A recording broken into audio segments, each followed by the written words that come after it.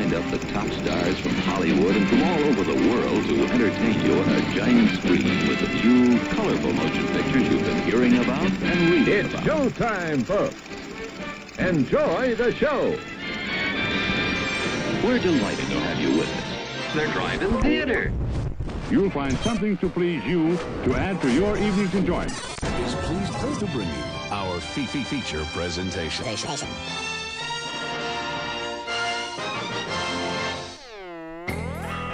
What's up, guys? Howdy. Here we are. Oh, man. What is going on, you guys? It is, wow. It is March 23rd, 2020, and you're tuned into the Drive-In Speakerbox. That's right, coming at you live from the Faux Labs, Drive-In Speakerbox Labs, Speaker Labs, Studios, collaborations, what we do up here. I know we've probably got a lot of new viewers this week because a lot of people are tuning in for the first time because they're quarantined. And this is a really interesting, challenging time that we are all in, and but the Drive-In Speakerbox won't quit. I know a lot of you guys are out there finally going, you know what I need to do? I need to start a podcast. I need to start live streaming. I need to start, showing everybody that I'm bored at home, and a lot of new content creators out there. But the Drive-In Speakerbox has been bringing you that good news and content for well over 15 years in various mediums, from print and then radio and now the internet. So we're glad that you're here. If you're a longtime viewer or you're a brand new viewer, we got the live chat. I don't know if the live chat's working tonight. But if you're watching on YouTube or if you're watching on Facebook, feel free to say hello, and we're here to answer any questions, because we're going to start with some news like we always do here on the Speaker Box. And the news, this is some news that has really been unusual for those of us that follow the Hollywood phenomena. But for the first time in recorded box office history, the box office was a zero. Guys, this is unprecedented. This is absolutely unprecedented in the world of cinema, to have a big fat zero goose egg as the box office. And people are, how do we process this? I know a lot of people are constantly reading the news and are constantly, trying to see what's going on with this whole COVID-19 situation as it unfolds. And, me personally, I know this is my entertainment podcast that I've been doing for a really long time, so I'm going to keep a lot of my local soapboxing and ideology at a minimum as best I can. But, how does this affect the way your entertainment is consumed? Because, everybody's at home, everybody's watching Netflix, everybody's watching Amazon Prime or CBS Plus or Disney Plus minus or whatever, FXX, Showtime, Skinamax, whatever it is you're at home watching. You're watching stuff that film crews and production companies have made for you. Except for right now, that's all at a standstill. And, the movie theaters, AMC, we'll just say AMC, we'll say Malco, we'll say, Regal Cinemas, Cinemark, a lot of these big chains, they were forced to shut down over the weekend. And as a small business owner myself, I own a bar here in Northwest Arkansas, and we've been shut down officially for one full week. We experienced our first weekend of being closed this weekend, and it was really, really crazy. And, the theaters, this is the first time they've been shut down for a weekend, and there was no box office to speak of. So, of course, AMC has been leading the call with a lot of other national movie chains to say, hey, we're going to need some help. We're going to need a bailout, just like every other company, And I tend to have a little bit more sympathy for the movie theater chains, not because I love movie theaters, but airlines are still functioning a little bit. A lot of these big major corporations are still functioning a little bit, but movie theaters are closed. They are absolutely shut down, just much like my own personal business. My bar is completely shut down. We have zero revenue coming in. Jumping over to the comments real quick, Dina from Facebook says, I'm trying not to think about the fact that people aren't even going to the movies. I rented The Invisible Man for $20. And so a lot of people, you mentioned something there that I know a lot of people are like, why is it $20 damn? That's insane. Some of you guys are okay with it, and some of you guys are like throwing a stink about having to pay $20 to see a movie that would normally be in theaters right now. And the reason for that is because, they don't know how many people are in your house watching this thing. And, normally you buy one ticket for $9.99. And if you want to bring your friend, they have to pay $9.99. And that's how these movies get paid for. And that's how that business model works. But if it's going directly to these video on demand, they can't quantify that $9 as we'll do it for $9, just like a movie ticket. That's not how this model works, because they're also having to rely on the streaming service, whatever the delivery method is, to be able to get their thing, and how many people are actually going to be seeing it. Going back to a conversation I had predicting this a few episodes ago, that it goes back to the old rental model, the old VHS model, which led to the DVD, but the Blockbuster videos of the world. Dina on Facebook also chimes in and says you can get multiple views for 48 hours. That's true. You can, you can watch it multiple times. So $20 is actually kind of a steal. And Dana also adds, technically she saved $10 because she went hard on the snacks. So yeah, you're bringing your own food. So these movie theaters aren't making any money off of this. But back in the days of video stores, there was a period between the time that you as a consumer could buy this VHS or DVD and it was available at video stores. So there was always like a several month period where it was only available at the video stores, and those video stores had to pay hundreds of dollars for one VHS copy of a movie. And you would go out there and you would rent this film, and then then a couple months would go by after the movie rental places had a chance to make their buck, and then you could purchase it to own. And that was kind of the lifespan of these films. But now we're seeing something completely different in Hollywood, something completely new. And as the producer here and I were talking about the other day, it's like, in times of crisis and in times of constraint, you see a lot of creativity and ingenuity come out of these things. And I think we're already starting to see it. And do we just have a power fluctuation there? I mean, my screen just cut off there, and the emergency exit light like flashed. I was like, oh geez, what was that? It scared me just a little bit. Oh, did it? Oh yeah. At least I was looking down at it. Oh, okay. I guess we're good. We're still good. All right. False alarm. There's no post-apocalyptic ravagers outside our door yet. But what I was saying though is the ingenuity in the creative process doesn't stop. And you've already seen this week Amazon Prime releasing a pretty interesting new model. And they are doing something called like Amazon Cinema Demand, I think what it was called. I can't remember the exact name of what they called it. But essentially it is our Prime Cinema. I wished I'd taken better notes this week, but it has been absolutely insane for me. Where it's a whole new thing of movies that are currently in theaters. Prime Video Cinema is what it's called. I just looked it up.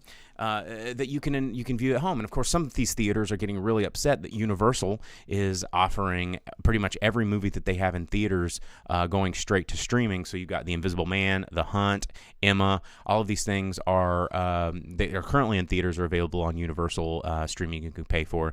But starting April 1st, Trolls World Tour, a movie that I could have cared less about, coming out, but they're going to decide to make the movie available on demand the same day they're supposed to hit whatever cinema, assuming that, I think cinemas are hoping they'd be open by then, but I don't think that's going to happen.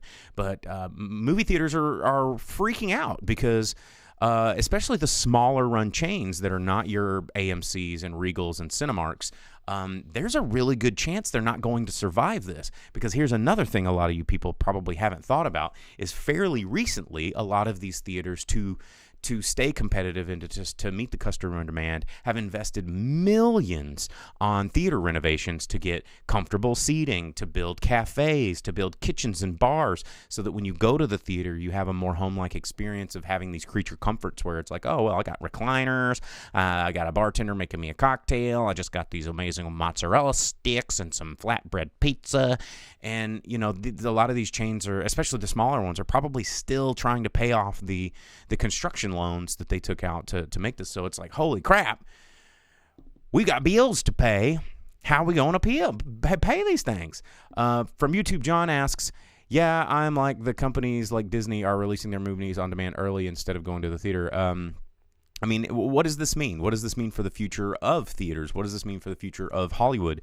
Because these bigger budget movies, you know, your budget dwindles when it's a straight to demand or straight to video market, and you think, okay, well, this could be good for Disney Plus or maybe even Amazon, because these guys have the platform, they have the studios, they have the money to start producing their own films, and they've got a captive audience, and they could start increasing fees, they could start paying, you know, this could be really good for them, but really, really bad for the movie theater and audience experience overall. And it's going to be interesting to kind of see how that transforms.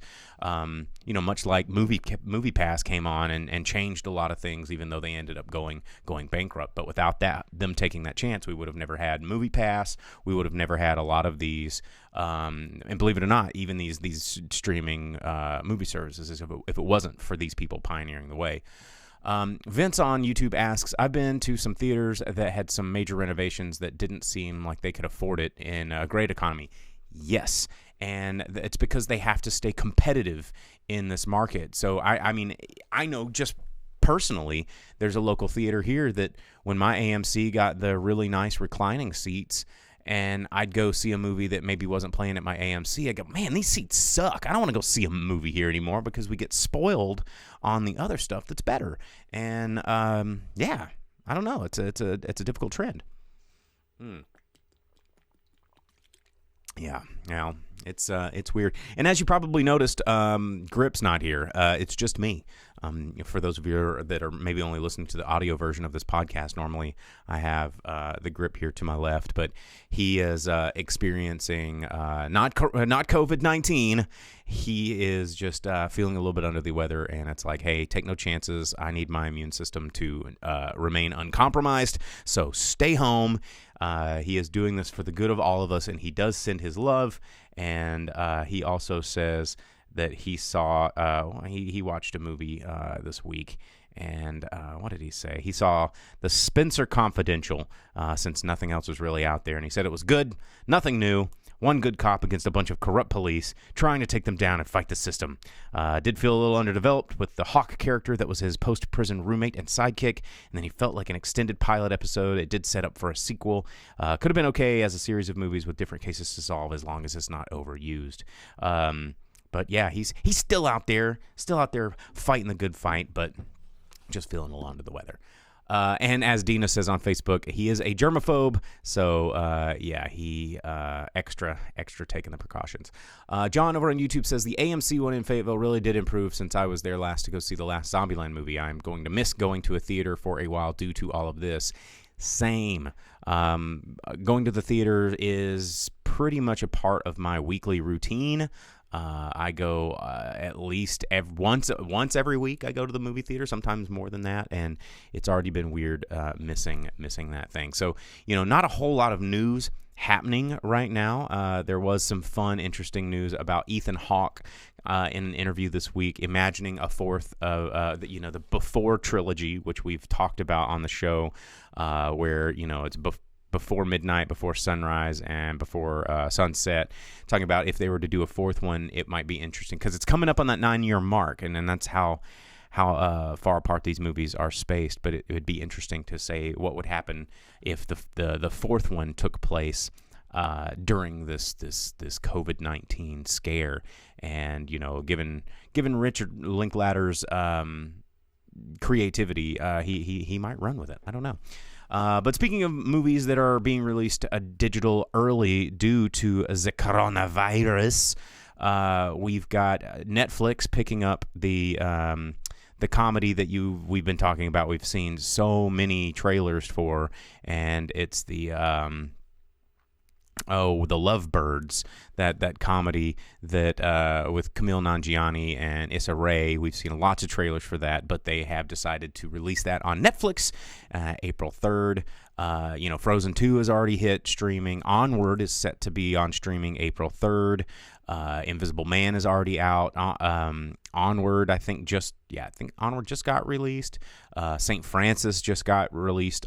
Bloodshot, I think, is supposed to be coming out tomorrow on video demand. The Way Back coming out tomorrow. Let's see, Just Mercy and The Gentleman also coming out tomorrow, as well as Birds of Prey. And the list is getting longer. And it's because guess what? Normally at this part of the show, I'd tell you what movies are coming out in theaters this weekend, and there's none. There are none. It's all on streaming. It's kind of crazy. Let's see here. Johnny Dalton from YouTube says, I saw a few churches do drive-in services on Facebook. This situation could spark a resurgence in drive-in theaters. A lot of people have been talking about that. Our drive-in theater has not opened yet. They were supposed to start their season at the end of the month. We'll see what that says. But let's see here. John says, I was told to go see Onward mainly due to all the puns. I've wanted to see that one and Sonic in theaters. We did see Sonic in theaters. We reviewed that on the show. We actually reviewed Onward last week as well, and enjoyed both of them. So Johnny Dalton says, seems like a good time to review Picard. I have been watching Picard. I'm going to save my reviews until after the season is done, because that's kind of like reviewing a movie before the second act is over. So I'm going to digest it. I've been keeping up with it. I don't quite know how I really feel about it, but that's a conversation for another time. Let's see, anything else in the news that I wanted to mention. Also, speaking of things that are coming out on demand and streaming, April 20th hitting Netflix, something I'm looking forward to a lot, is the Midnight Gospel from the creative team led by Pendleton Ward and comedian Duncan Trussell. They, from Adventure Time fame, coming out with a more adult-centric show coming on Netflix. Cannot wait for that one. They dropped a trailer for that just the other day. I advise you check it out. It is good stuff. What else did I want to mention here in the news?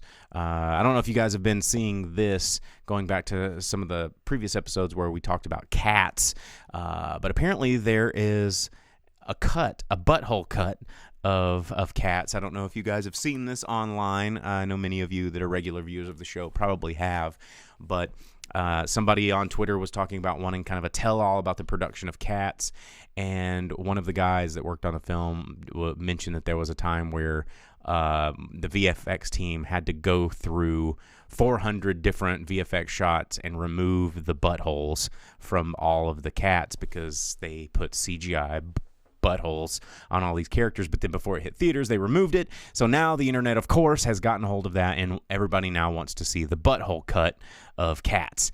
And hey, if it worked for Sonic and we were like, hey, change their face, maybe we'll get to see buttholes on these cats, and we will really give them we'll give people what they want, which is cat butts. Let's see. Coming out in the comments, Vince asks from YouTube, I think Parasite is landing on Hulu around April 11th for those who haven't seen it. And then the grip says, don't cut buttholes. That can't feel good. Got to leave those buttholes. Dina says, a butthole cut, but not a cut where they had the actual cat noses. That's all you need to know about that disaster. Yeah, that movie was a whole thing. Check back on our archives. You can listen to what we had to say about that. Mm-hmm. Only having one person talk is making it hard to wet my whistle here. Geez, man. So yeah, like I said, no new movies coming out in theaters this week. It's a very, very, very slow week in cinema. Most of it is all financial talk. people not knowing what's going to happen. A lot of production has been halted on major shows. A lot of TV shows have been canceled. A lot of studios are on pause. We do just now Chinese movie theaters are starting to slowly reopen as the outbreaks are slowing in China. But you have to keep in mind they've been dealing with this since December and January. We are just now starting to experience the brunt of this thing, so it could be many weeks into the future. So we will see what happens there. But good to see that new theaters. There is an end in sight, but hopefully we can all not go crazy in the meantime while we wait for it. Yeah, there we go. So, man. I wasn't sure what I wanted to talk about in terms of tonight's show, since we don't really have any new movies to talk about. I thought that it might be fun to maybe talk about movies, that you should be watching while this is streaming, and everybody's watching. Everybody's making the obvious choices. Everybody's leaning toward Contagion and Outbreak, and of course, Zombieland, and all these other stuff. Dina over here in the comments, she's saying Fantasy Movie League is suspended. She's lost. This is something she plays every week. But if there's no box office, then there's no Fantasy Movie League. So I thought it'd be fun to mention a couple of movies that might be thematically relevant without being completely obvious. I mean, I know I talked about 12 Monkeys last weekend, I think, but I would put 12 Monkeys to the top of the list. I find that one being very relevant, and also a Terry Gilliam film, which I think he's easily one of my favorite directors. So if you've never seen 12 Monkeys, do yourself a favor, check that out right now over this weekend. Other movies that I thought I would recommend to you guys, because I'm going to keep this episode relatively short because we don't have a whole lot to report on, but just want to give you guys a little bit of a watch list. Maybe we can discuss some of these movies next week. But Michael Shannon film, Take Shelter, again, this one's kind of got a little bit of Arkansas connection in terms of its production, but it is a film that came out in 2011, and it's about a construction worker that, he is kind of has prophetic visions. Everybody thinks it's kind of paranoid schizophrenia, but it's pretty cool. Kind of about the apocalyptic style, like end of the world sort of stuff. I thought that would be a really good one. What was another one I was thinking of? Oh, A Boy and His Dog. I wouldn't recommend this one to everyone. It's an old film with Don Johnson and a telepathic talking like beagle. It's weird. It's definitely for you cult classic guys out there that just really want something that nobody else has seen before. It's more about nuclear holocaust and but how people survive. I think that the theme here that I think is more fun is the kind of post-apocalyptic, not necessarily viral outbreaks sort of movies. I mean, we're not going to talk about Birdemic or anything here because that movie's garbage. But about A Boy and His Dog is really, really weird. Let's see what else. Another pretty cool movie that I think a lot of people need to maybe check out is everybody's like, oh, Mad Max Fury Road. Nah, dude. You need to see the second one. The Beyond Thunderdome is probably the best one. That's the one you have Tina Turner, you've got Master Blaster, you've got Bartertown, you've got Two Men and or One Man Dies, you've got Mel Gibson, you've got, just think of, instead of gasoline, it's toilet paper, and people are fighting over the rights to all of this stuff, and it's just post-apocalyptic at its best. I highly recommend. It's Thunderdome 3? I thought that one was 2. So it's Mad Max, then it's The Road Warrior, then Mad Max, and then Mad Max Beyond Thunderdome. Yeah, you're right. Thank you, Grip. That's why he needs to be here. But he's here. He's here in the comments. He's in there, in the comments. And of course, Dina says on Facebook, we don't need another hero. I mean, you get that song out of it, like, come on. That's worth checking out. Another one I think that people passed over that's relatively recent came from 2016, and it's 10 Cloverfield Lane. That one is literally about quarantine, you guys, and it's weird. And as far as the Cloverfield universe goes, this is my favorite one. I recommend this one. You get a performance out of John Goodman that is just fantastic, showing the kind of role that I love John Goodman in, because he can be both terrifying and friendly at the same time. One of my favorite films that he's in is Fallen, and you get both that lovable John Goodman, but then there's the scariness behind everything that he does, because he's just big and intimidating, and 10 Cloverfield Lane really puts that one all the way down. And I think we got a fart comment from the Grip over in the comments, because he probably disagrees with me, but you're not here and I am, so right back at you. What else?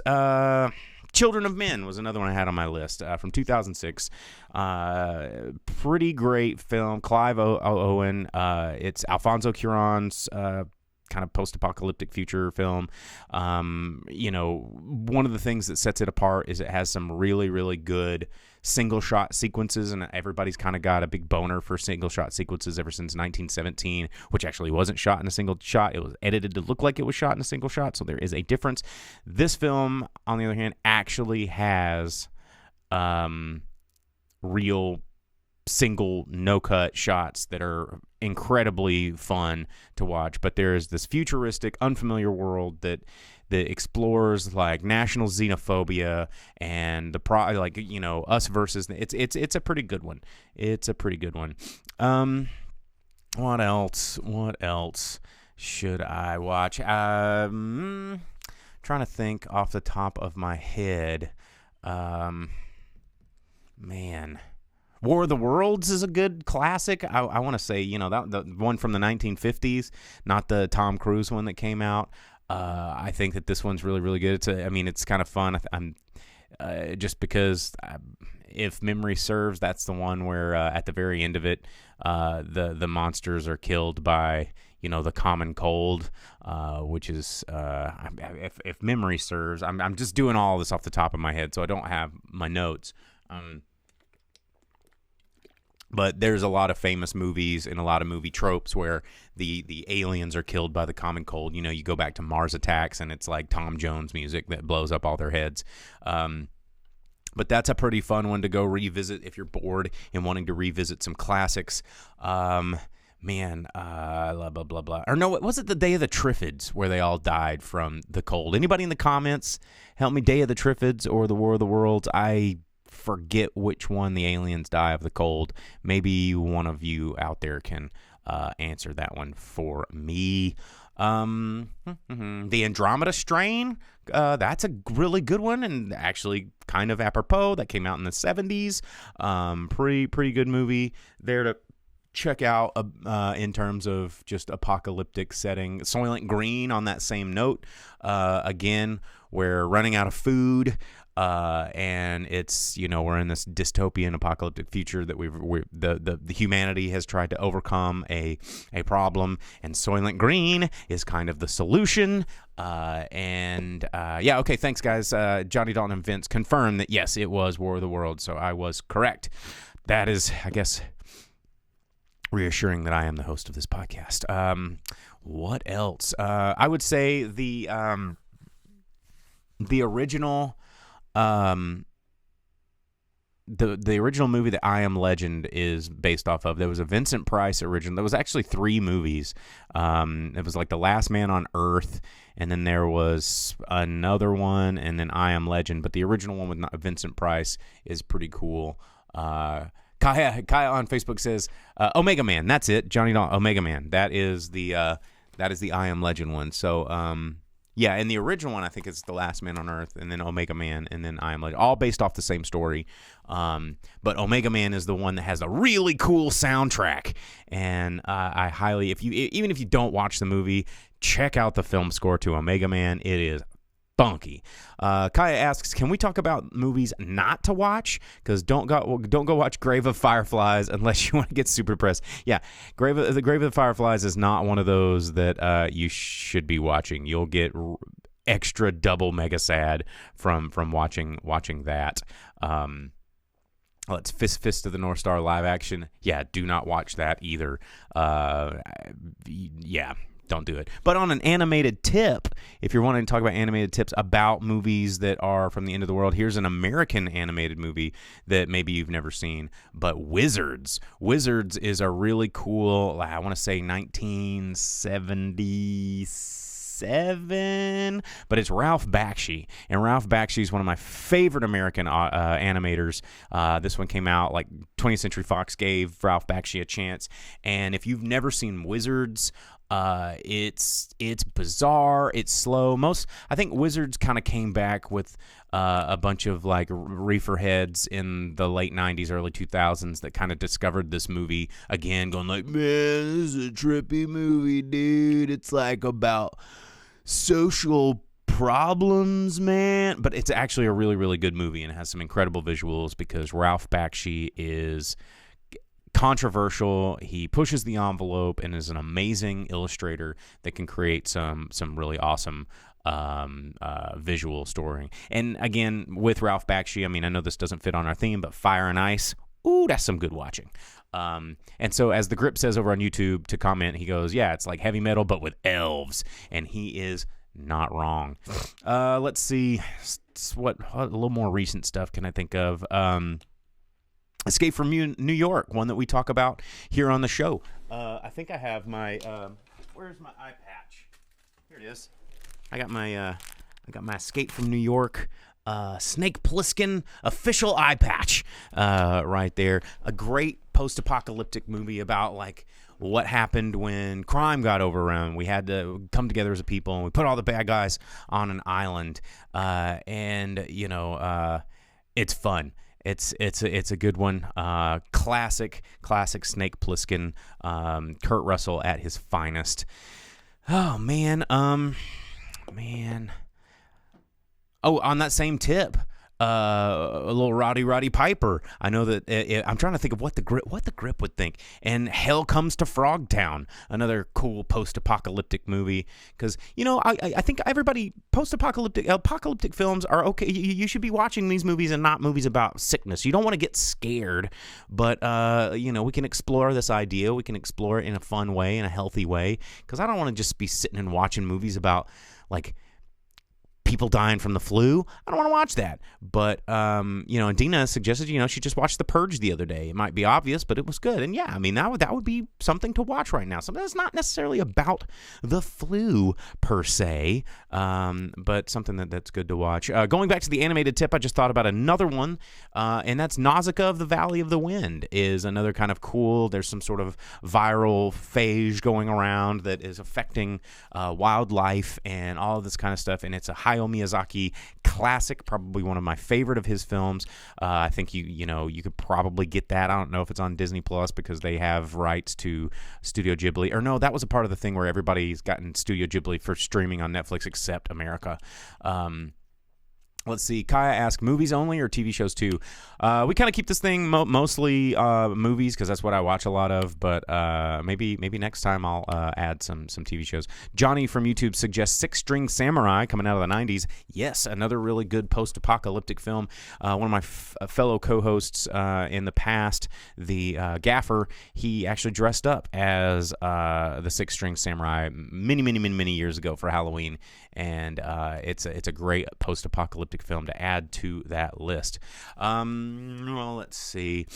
What else? Come on, brain. Let me look through some of these notes that I took. Of course, 12 Monkeys. We just talked about that.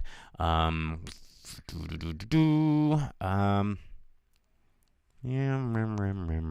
I don't know, man. I'm trying to. What about Waterworld?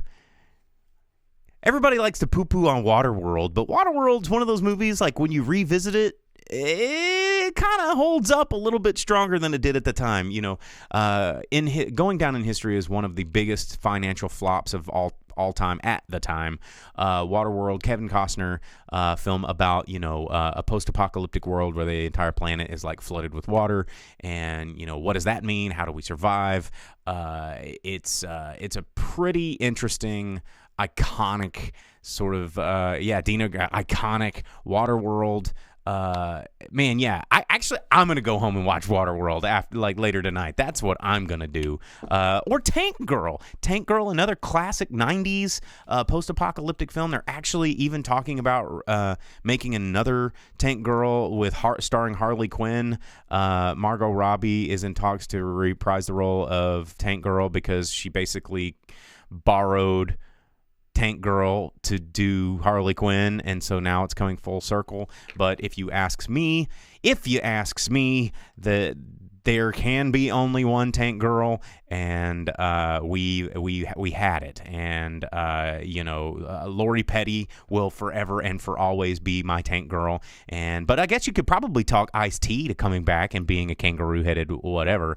But let's see what we got in the comments here. Vince said, might be inappropriate to pee on Waterworld. No, it's good.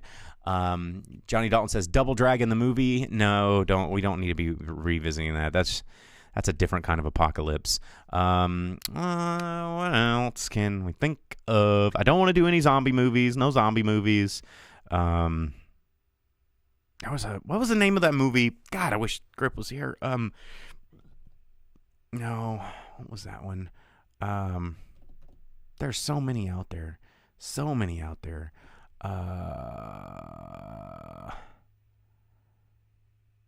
Idiocracy might be a good one to watch, especially right now. I know everybody's seen Idiocracy, but not necessarily post-apocalyptic, but something in the future where certain government leaders going down the path that we seem to be doing, that might we got to think about our future ahead of us, and it might be pretty good to visit Idiocracy right now to all of us get a little bit of a check to keep us from thinking about what we need to do.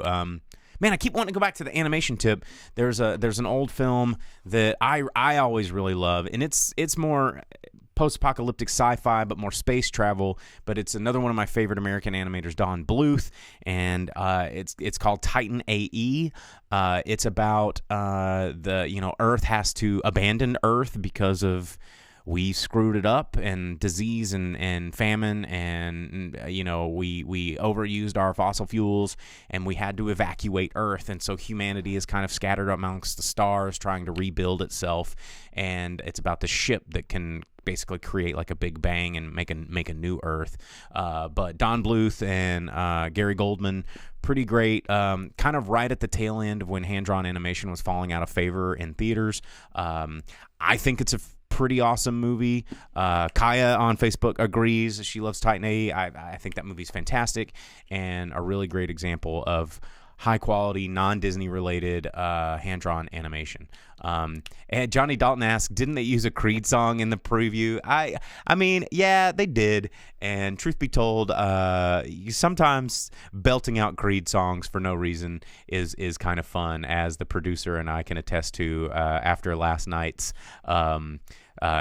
sake tasting live stream that we did over at Big Box Karaoke. Well, after the sake tasting, we just kept tasting sake. That was nuts. And we just happened to be at a karaoke place, and I would be a liar if I said there was no Creed that happened, because we were all hanging out with arms wide open, like it was an evening.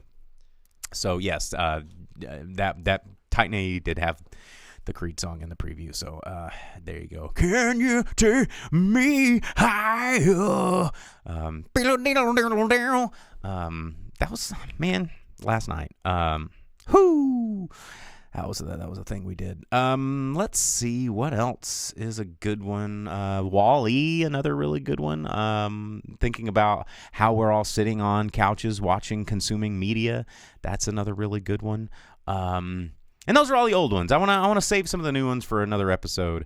But that should give you a pretty, or maybe Doomsday. Doomsday is a pretty fun, like classic, just 90s apocalyptic. Like you probably, if you were alive in the 90s, you probably saw that VHS box where it like looks really cool. And or is it like Doom Generation, or it's Doom Generation, not Doomsday. I don't know. It's pretty fun. I think Doomsday is a whole nother movie that wasn't that good. This is what happens when you don't prepare for these things. You're just going all off the hip.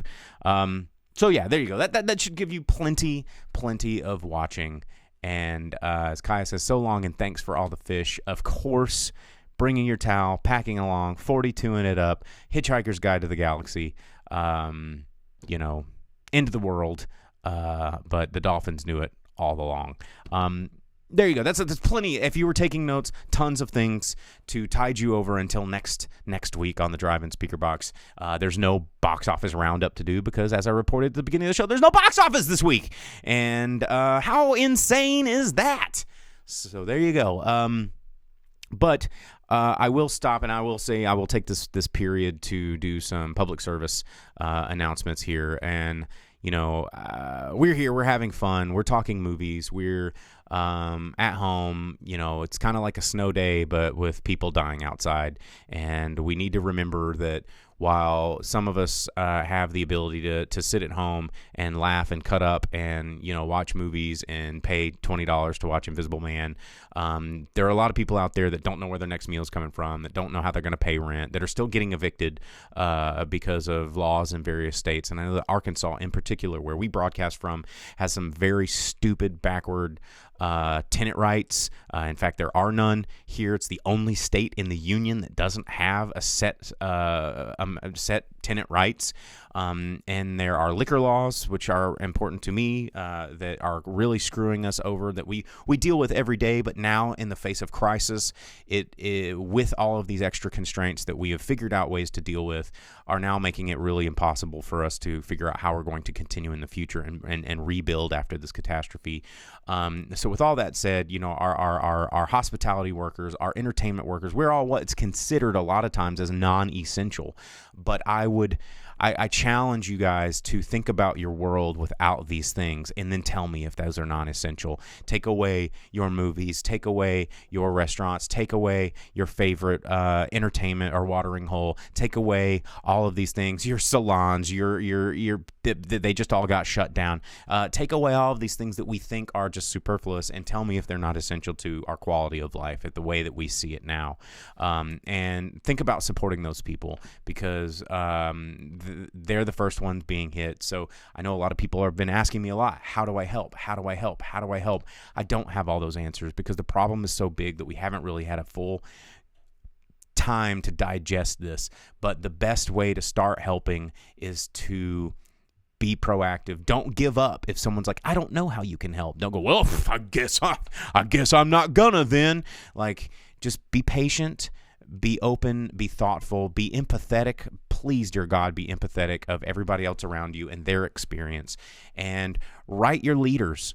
Register to fucking vote. Because that's going to be really important come November. And get active now. You don't have anything better to do except for sit around and get involved. It doesn't mean share something on Facebook. It doesn't mean like something or retweet something. It means actually sending an email to a congressman, actually taking the time to fill out a survey, actually registering to vote, actually getting involved in local politics, actually doing something.